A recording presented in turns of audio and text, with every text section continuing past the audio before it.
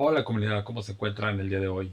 Hoy estamos en otro episodio de su canal Hidrógeno Explicado, Energía para un Mundo Net Cero. Después de Bremerhaven con 6 instalaciones y horas de material de campo, este episodio es distinto.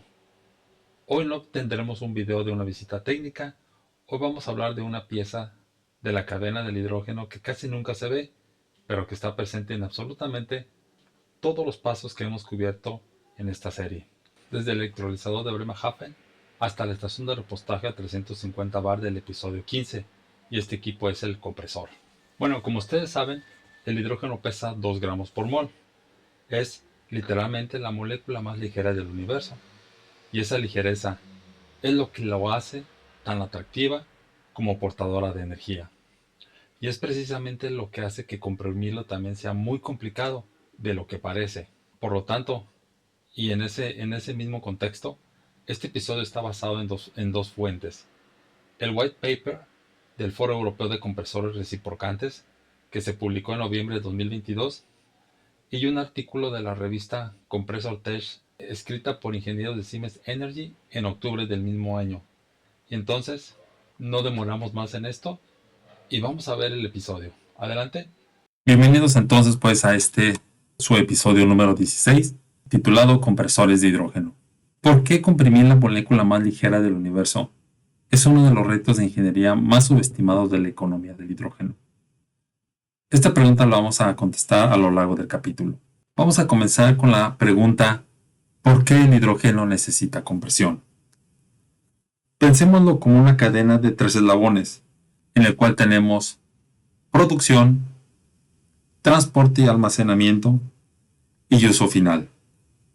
En cada uno de estos eslabones, el hidrógeno necesita ser comprimido a una presión distinta del que tenía en el eslabón anterior. Sale del electrolizador a una presión, necesita otra para viajar por una red de transporte y necesita otra presión distinta para almacenarse en un tanque o en una caverna salina. Y necesita otra completamente diferente para llenar el tanque de un autobús o un auto, como vimos en el caso de Bremerhaven. En cada una de estas transiciones hay un compresor trabajando, y no es un compresor genérico. La elección de qué tipo de compresor usar cambia radicalmente según el punto de la cadena en el que estemos. Algo aquí importante es que en cada flecha, como lo pueden ver, hay un compresor. El hidrógeno pesa, como ya lo habíamos comentado, 2 gramos por mol aproximadamente, un octavo de la masa molecular del gas natural. Y esa ligereza es lo que lo hace tan atractivo como energético, pero también a su vez lo hace complicado para su compresión. Las 4 funciones del compresor en la cadena del hidrógeno las podemos diferenciar de la siguiente manera. Primero, inyección a la red de transporte. Esto es llevar el hidrógeno entre 30 y 80 bares, la presión prevista para redes como el European Hydrogen Backbone, el Proyecto Europeo de Infraestructura de Transporte del Hidrógeno. En las primeras etapas de estas redes son los compresores de inyección cerca de los electrolizadores los que generan toda esta presión. Segundo, tenemos el almacenamiento. Tanques a distintas escalas y cavernas salinas subterráneas con presión de descarga hasta 200 bar absoluta. Tercero, estaciones de repostaje. Aquí las cifras les van a sonar un poco familiares porque ya habíamos visto, por ejemplo, que 350 bar se utilizaba para vehículos grandes y 700 bar se utilizaba para vehículos personales. Exactamente las presiones que vimos en Bremerhaven y en el Hyundai Nexo del episodio número 13. Y el cuarto, la demanda del usuario final. Calor de alta temperatura en procesos industriales, turbinas de gas, procesos químicos, cada uno con requisitos propios de capacidad, presión y pureza. Antes de entrar en detalle de cada tecnología, conviene ver el panorama completo. Existen 3 grandes familias de compresores para hidrógeno. Primero, desplazamiento positivo. Se atrapa un volumen de gas y se reduce mecánicamente. Aquí están los reciprocantes, los de diafragma, los hidráulicos, de líquido iónico y los de tornillo. Después tenemos los dinámicos, en donde se le añade energía cinética al gas mediante un impulsor que gira, y esa energía se convierte después en presión. El único tipo aquí es el centrífugo. Y luego tenemos los no mecánicos, es decir, sin partes móviles, donde se usa la electroquímica o absorción de hidrógeno en materiales porosos. Y aquí está el porqué de la dificultad. El hidrógeno pesa apenas 1/8 de lo que pesa el gas natural. Para una máquina dinámica como el centrífugo, eso significa que se necesita mucho más velocidad de impulsor para lograr la misma presión. Para una máquina de desplazamiento positivo, en cambio, la eficiencia no depende del peso molecular del gas. Y van a ver por qué esta diferencia es enorme. Vamos a comenzar entonces con los compresores reciprocantes, que es el estándar de la industria. Es decir, es el miembro más tradicional de la familia de desplazamiento positivo y tiene el historial más largo trabajando con hidrógeno. Su rango es amplio, hasta los 400 bar en compresores lubricados y hasta los 225 bar en compresores no lubricados, con una relación de compresión típica de 1.6 a 2.5 por etapa. Si se necesita una relación de compresión mayor, entonces se agregan más etapas, hasta 4, dependiendo del tipo de proceso. Su capacidad ronda alrededor de los 200.000 metros cúbicos normales por hora. Su ventaja principal es la adaptabilidad, es decir, responde bien a cambios de flujo y de composición del gas, y es relativamente insensible a la operación intermitente, es decir, a muchos arranques y paros, algo común en sistemas conectados a producción renovable variable. Su desventaja es el mantenimiento. Tienes piezas de desgaste, válvulas, empaques, anillos, que hay que reemplazar periódicamente, y aquí hay un detalle importante sobre pureza. Los pistones lubricados alargan la vida útil del compresor, pero tienen la desventaja de que introducen aceite en el flujo del hidrógeno. Para aplicaciones que requieren de alta pureza, como por ejemplo celdas de combustible, licuefacción, etc., se necesitan pistones no lubricados, que hoy en día se han usado con éxito hasta 350 bar. Luego tenemos los del diafragma, hidráulicos y de líquido iónico. Cuando la aplicación exige hidrógeno de muy alta pureza a muy alta presión, entran esas tres tecnologías, todas de la misma familia de desplazamiento positivo, pero con una diferencia clave. Un fluido hidráulico mueve la membrana o el pistón en lugar de un mecanismo directo. El diafragma, por ejemplo, logra un sellado hermético del gas, prácticamente cero fuga a través de la membrana, lo que le permite relaciones de compresión más altas por etapa, 2.5 a 5.5, y por lo tanto diseños con menos etapas. Luego tenemos el compresor hidráulico. Este opera, a diferencia del diafragma, opera a baja velocidad con una pieza distanciadora entre el lado del gas y el lado hidráulico, lo que asegura hidrógeno muy limpio, aunque con capacidad y eficiencia algo menores que el del diafragma. Y finalmente tenemos el del líquido iónico, que usa el líquido mismo para comprimir y expandir el hidrógeno, lo que mejora la capacidad de enfriamiento, pero requiere una unidad de separación a la salida porque fracciones del líquido pueden arrastrarse hacia el flujo del hidrógeno, lo que causaría una contaminación de nuestro gas. Finalmente, en resumen, estas tres tecnologías llegan hasta 1000 bares de presión, pero con una capacidad mucho menor que un reciprocante, reportada hasta 1000 metros cúbicos por hora en servicios de hidrógeno puro. Luego tenemos los compresores de tornillo. El compresor de tornillo es un diseño que data desde 1930, del ingeniero sueco Ulf Lisson.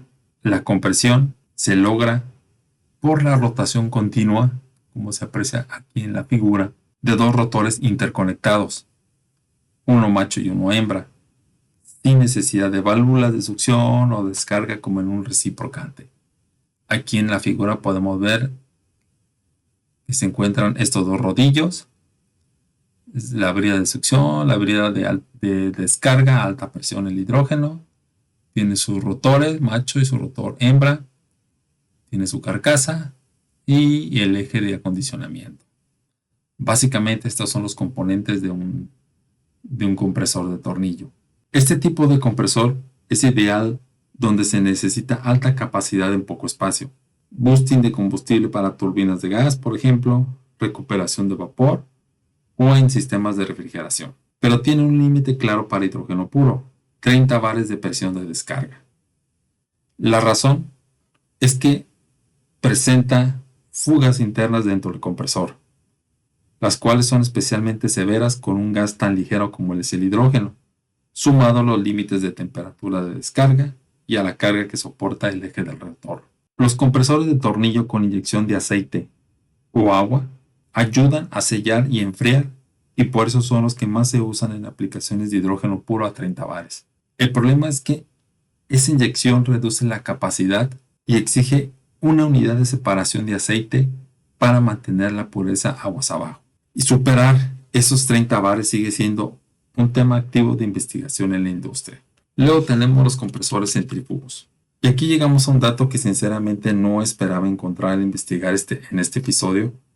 Según el reporte de la EFRC, donde nos comenta que no existen referencias industriales documentadas de compresores centrífugos operando con hidrógeno puro, ya que se trata de una tecnología madura para gas natural y para aplicaciones ricas en hidrógeno, como las de la refinería.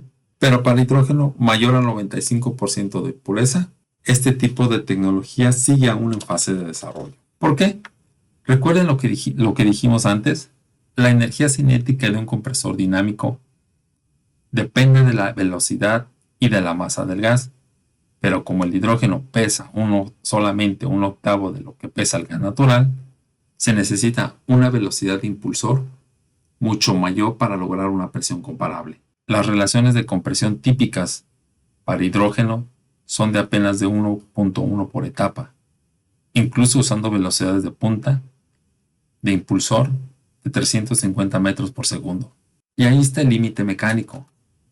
Los materiales del impulsor que se usan hoy no resisten las fuerzas centrífugas que exigiría esa velocidad. Además, superar esa barrera es, según el reporte, el foco central de investigación y desarrollo en la industria de compresores centrífugos en este momento. Y finalmente tenemos la compresión o mecánica, en la cual existen tres formas distintas de empujar sin pistones. Tenemos primero los hidruros metálicos, los cuales absorben hidrógeno al enfriarse y lo liberan al calentarse a mayor presión. Solo requieren energía térmica, lo que los hace atractivos donde hay calor residual disponible. ¿Cuál es su principal desventaja? Es que su cinética es lenta y tienen un alto consumo energético específico, con eficiencias reportadas por debajo del 10%. ¿Cuál es su madurez tecnológica? TRL de 6. Luego tenemos la electroquímica tipo PEM. Estos funcionan con el mismo principio que una celda de combustible PEM, pero en reversa. Una corriente eléctrica transporta hidrógeno a través de una membrana hacia el lado de alta presión. Logran compresiones isotérmicas de bajo consumo, con eficiencias de alrededor del 60% según este reporte técnico. Pero el hidrógeno de salida queda húmedo y necesita secarse. La presión típica para este tipo de tecnología es hasta los 850 a 875 bar. Su madurez tecnológica ronda alrededor de los 7. Y finalmente los de absorción-desorción, los cuales unen térmicamente el hidrógeno a materiales microporosos, típicamente a temperaturas tan bajas como las del nitrógeno líquido, 77 Kelvin. Digamos que es la tecnología menos madura de las tres, aquí lo podemos ver, en un TRL de 3, en una escala donde los hidruros están en 6 y los electroquímicos en 7, como lo vimos anteriormente. La ventaja que comparten las tres sin partes móviles significa no tenemos vibración, hay menos desgaste de materiales, no hay lubricación y en algunos casos hasta mejora la pureza del hidrógeno durante la compresión, llegando al 99.999%. Y finalmente veamos veamos este mapa completo de las capacidades contra la presión de las diferentes tecnologías que hemos visto. Esta figura es interesante por lo siguiente. Pone las 6 tecnologías juntas en un solo mapa de capacidad contra presión. El patrón queda claro. No compiten entre sí, sino que ocupan zonas distintas. Por ejemplo, el reciprocante domina el centro del mapa. ¿Por qué? Porque se extiende desde una capacidad de 10 metros cúbicos por hora hasta los 100.000 metros cúbicos por hora. Y su rango de presión asciende hasta los 400 bares. Y por otro lado tenemos el diafragma, el hidráulico y el líquido iónico, que se extienden hacia presiones muy altas, como se puede apreciar aquí, pero con capacidad limitada. El tornillo, que es el que aparece en este color así naranja, cubre capacidades intermedias, pero tope de 30 bares. Y el centrífugo, como acabamos de ver, es el que se encuentra aquí en esta zona, en esta última zona. Prácticamente no tiene presencia documentada en esa zona para hidrógeno puro. Este mapa que ven es una recreación propia basada en los rangos técnicos que reporta este informe de la AFRC. No es una reproducción de su gráfico original, pero refleja la misma conclusión. La elección del compresor depende completamente de qué combinación de capacidad y presión necesita el proyecto. Pues hasta aquí llegamos a la parte del episodio que más quería compartirles. Se trata de un caso real documentado por Siemens Energy que demuestra, mejor que cualquier explicación teórica que les acabo de dar, por qué la precisión en las especificaciones importa tanto. El planteamiento es simple. Un cliente entrega el mismo requerimiento a 2 fabricantes de compresores. Se trata de una planta de hidrógeno verde a una presión de succión atmosférica, una presión de descarga de 30 bar y una producción de 420 kilogramos por hora de hidrógeno. ¿Qué otra información faltaría? Vamos a ver. Si ustedes ya lo saben, excelente. Y si no, vamos a ver qué información faltó para poder determinar el diseño de este compresor. Vamos a ver, por un lado, el fabricante A asumió que el gas venía con 99% de hidrógeno, 1% de oxígeno, 100% saturado con agua. Asumió además una presión de succión de 1 bar G y trató el flujo de 420 kilogramos por hora como flujo húmedo. Su diseño del compresor se trató de un compresor de 3 cilindros, de 3 etapas y con un motor de 500 kilovatios. El costo total era de $2 millones, su CAPEX. Por otro lado, el fabricante B asumió el hidrógeno 100% seco. ¿Se fijan? Aquí ya tenemos 2 diferencias. El fabricante A lo asume a 100% saturado con agua y el fabricante B lo asume 100% seco. La presión de succión del fabricante B dice, bueno, vamos a suponerlo a 1.06 bar absolutos.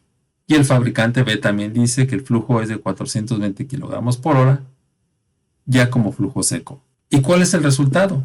Él diseña un compresor de 6 cilindros, de 5 etapas y un motor de 900 kW, lo que asciende el CAPEX hasta $3 millones. ¿Qué vemos aquí? Ninguno de los 2 fabricantes se equivocó. Cada uno hizo suposiciones razonables ante información incompleta. El problema en este caso pues no fue la ingeniería, fue que el cliente nunca especificó la humedad ni la presión de succión con la precisión que el proyecto realmente exigía. Y por eso tenemos 2 resultados diferentes con 2 costos diferentes. No nos dice en el texto no aparece si el cliente eligió el fabricante A o el fabricante B. Supongo que ha de haber hecho su estudio y llegó a una conclusión, pero no se dice ya en este artículo. Pero eso se lo dejo para que ustedes lo analicen y vean que cuando van a solicitar o cuando les van a solicitar a ustedes un equipo, pues deben de estar seguros de lo que están recibiendo de información y cuál es la información que ustedes necesitan para poder proceder a realizar un buen diseño de un equipo. O bien, deben de entregar la información necesaria para que el fabricante les construya lo que ustedes necesitan en base a las especificaciones que ustedes le están entregando al fabricante. Y así no tener problema posteriormente. ¿Por qué se dice que los compresores son ciegos al color del hidrógeno? Esta frase es de Siemens Energy y no habla de hidrógeno verde, gris o azul, o de toda la gama de colores de hidrógeno que hemos visto también en la información de hidrógeno, sino trata de la física de la compresión, la cual no distingue para nada el origen del hidrógeno. Lo que sí distingue es la tecnología elegida.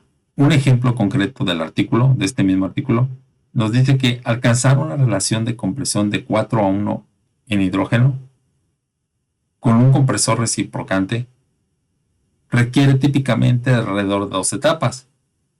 Con un compresor dinámico, la misma tarea puede requerir hasta 6 etapas. Es decir, estamos esperando un mayor CAPEX, una mayor inversión. Y según el artículo, probablemente, les digo, es una mayor inversión. ¿Por qué? Ya lo mencionamos antes, pero vale la pena repetirlo con este ejemplo concreto. El reciprocante trabaja por desplazamiento positivo, ya vimos cómo operaba. Así que su eficiencia no depende del uso molecular del gas. El turbocompresor, en cambio, depende de la energía cinética del impulsor, que sí depende de la masa del gas. Con algo tan liviano como es el hidrógeno, pues el impulsor necesita girar mucho más rápido para generar la misma presión, y eso mecánicamente exige más etapas de compresión. Para cerrar, pues entonces aquí les dejo esta guía práctica. Es una tabla sencilla en la cual nos va a servir para ver qué tipo de aplicación es la que vamos a requerir y qué tecnología es más lógica para esta aplicación, así como su razón. Por ejemplo, vamos a ver el tema de lo que es el repostaje vehicular, es decir, para estaciones de repostaje de hidrógeno. ¿Cuál es la tecnología más lógica para este tipo de uso? Pues los compresores de diafragma, hidráulicos o iónicos. ¿Por qué? Porque en este tipo de aplicación se requiere alta pureza y alta presión. El tornillo y el centrífugo quedan descartados por presión. Eso así de claro. Por ejemplo, en síntesis de amonia o metanol y metanol, la tecnología más lógica pues puede ser reciprocante, tornillo o centrífugo. ¿Por qué? Porque se requiere de una presión más moderada y la elección depende más de la capacidad requerida. Entonces, por lo tanto, no es tan crítica la alta pureza y la alta presión. Y así ustedes pueden encontrar en esta guía práctica qué tipo de aplicación se requiere y cuál es la tecnología que más se adapta a esa aplicación. Pero finalmente, ya para cerrar, podemos decir que no existe un compresor mejor para el hidrógeno. Existe una tecnología correcta para cada combinación específica de presión, pureza y capacidad. Y como vimos con el caso de los dos fabricantes, una especificación imprecisa puede costar mucha lana, inclusive hasta el doble de la inversión inicial, antes incluso de comprar una sola pieza de acero. Les dejo esta pregunta. Esta es la pregunta de la semana y es la siguiente.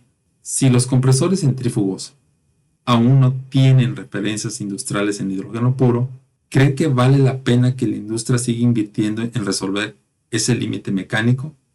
¿O el futuro de la compresión de hidrógeno a gran escala seguirá siendo de los reciprocantes? ¿Qué piensan ustedes al respecto? Y ya saben que déjenme su respuesta en los comentarios. Pues llegamos al final de este episodio. Nos vemos hasta el próximo. Bueno, como siempre llegamos al final de este episodio. No se pierdan los próximos episodios que van a ser muy interesantes. De hecho, la próxima semana tenemos una entrevista con un personaje del ámbito intelectual. Esta persona viene de Zaragoza, España, y creo que va a ser muy interesante su plática porque vamos a tratar temas relacionados con exergía.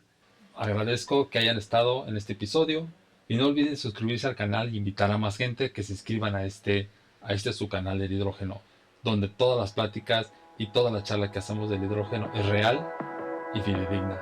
Hasta pronto, cuídense.